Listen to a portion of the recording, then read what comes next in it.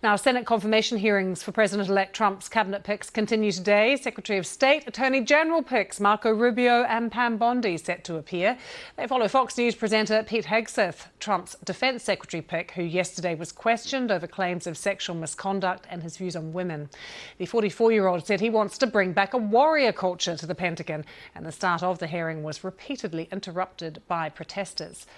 Let's speak to Akalia Gardner, the White House correspondent at Bloomberg News. Good to see you. Another busy day of confirmation hearings for Trump's cabinet. I don't think we're expecting it to be quite so controversial as yesterday, are we? What's going to happen today? Yeah, yesterday's hearing was probably one of the most high profile that we've seen so far.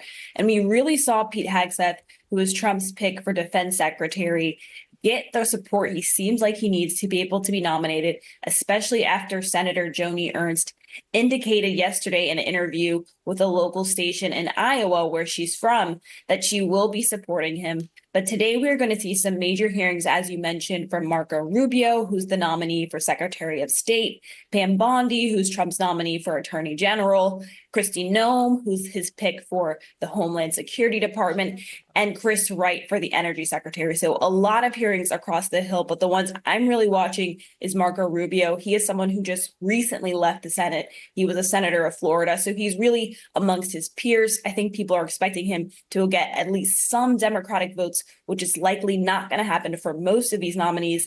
And Pam Bondi, she is somebody who has been a very loyal advocate to Donald Trump, and Democrats are certainly going to have questions about whether she will use the Justice Department to go after his, quote, enemies, people who pursued legal challenges against him when he ran for office. So that is another one that I'm going to be watching closely. And Chris Wright is someone who just recently left the energy sector. He's someone who says that climate is not a crisis. And I think Democrats are certainly going to be pressing him on his views when it comes to green energy, clean energy, and his views on climate change overall.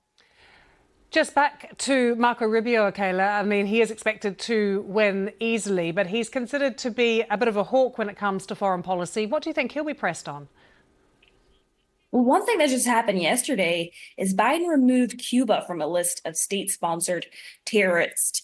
And he is somebody who is the son of Cuban exiles. So I'm certainly that he's going to have some opinions about this decision. Is really one of the biggest easings that we've seen in U.S.-Cuba relations probably since President Obama. So I'm really interested to see if this is something that is going to be continued under Trump's administration, his thoughts, particularly about the easing of sanctions on certain government entities here. So that's something I think he's certainly going to get questions about as well. But of course, you have these two major conflicts in Israel, in the Middle East, and Ukraine. And Trump has said that he wants those wars to end immediately. And that's certainly questions that we saw from Democrats yesterday and Pete Hegseth's hearing. So I know that Marco Rubio is certainly going to have those questions as well, because he will have an ear with the president. He will be someone who the president will seek advice from when it comes to these conflicts.